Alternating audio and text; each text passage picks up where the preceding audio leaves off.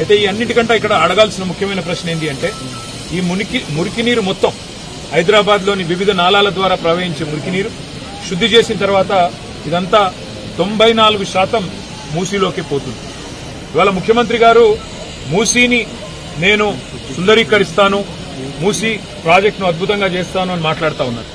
మూసీలో ముఖ్యమంత్రి గారు తెలుసుకోవాల్సింది ఏంటంటే కొత్తగా మీరు శుద్ధి చేసేదైతే ఏమీ లేదు. ఎందుకంటే ఆల్రెడీ సివరేజ్ ట్రీట్మెంట్ ప్లాంట్లు సంపూర్ణంగా మా ప్రభుత్వమే ప్రారంభించింది. దాదాపుగా పూర్తయ్యే దశకు వచ్చినాయి. మీరు డబ్బులు ఇస్తే ఇంకో 2-3 నెలల్లో మొత్తం పూర్తయిపోతాయి. మరి 4,000 కోట్లు ఖర్చు పెట్టి మొత్తం 100% సివరేజ్ ట్రీట్మెంట్ అయిపోయిన తర్వాత మరి వాళ్ళ ముఖ్యమంత్రి గారు ఆయన మంత్రివర్గం మాట్లాడుతున్న మాటలు మూసీ ప్రాజెక్టు కోసం 1,50,000 కోట్లు ఖర్చు పెడతామని ఒకసారి, 50,000 కోట్లు అని మరొకసారి, 70,000 కోట్లు అని మరొకసారి ఏవైతే మాట్లాడుతున్నారో ఈ మాటలు చూస్తా ఉంటే మాకు అనుమానం వస్తా ఉన్నది. ఎందుకంటే అసలు ఉద్దేశం మూసీ సుందరీకరణనా లేక ఇంకేదన్నా ఉన్నదా అనేది కూడా ప్రజల్లో కూడా అనుమానాలు కలుగుతా ఉన్నాయి. కాబట్టి నేను రేవంత్ రెడ్డి గారికి మున్సిపల్ శాఖకు కూడా చెప్పేదల్లా ఒకటే, మీరు ఆల్రెడీ కేసీఆర్ గారు ఏదైతే మంచిగా వడ్డిచ్చినా విస్తరలాగా మీకు అన్ని పంచపక్ష ప్రమాణాలు పెట్టి మీకు అసలు ఒక ఇల్లు కట్టలేదన్నారు. నాకు ఆశ్చర్యం అనిపించింది. ఒక్క డబుల్ బెడ్రూమ్ ఇల్లు కట్టలేదు అని ఇదే రేవంత్ రెడ్డి గారు, ఇదే బట్టి విక్రమార్క గారు గతంలో మాట్లాడితే మా శ్రీనివాస్ యాదవ్ అన్న దగ్గరుండి బట్టి అన్నది తీసుకొని చూపెట్టిండు. ఎక్కడెక్కడ ఇల్లు కట్టిన 1,00,000 ఇళ్లని చూపెట్టిండు.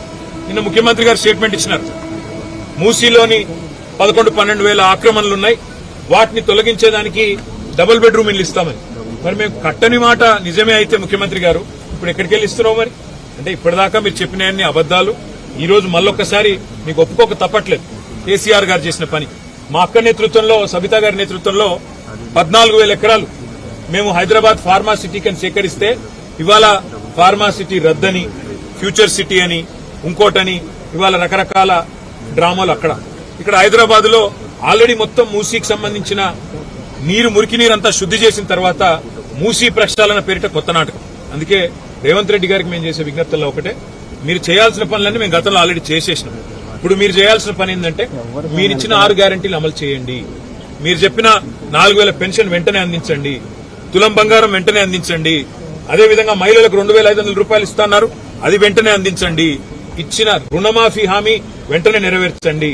ఇంకో 6 రోజుల్లో సీజన్ అయిపోతుంది వానాకాలం, రైతు భరోసా వెంటనే వారి ఖాతాల్లో ఇవ్వండి. అంతేగాని ఈ పబ్లిసిటీ స్టంట్లతోని ఎక్కువ రోజులు మీరు మాయ చేయలేరు. హైదరాబాద్ ప్రజలకు స్పష్టంగా తెలుసు మేము చేసిన పని.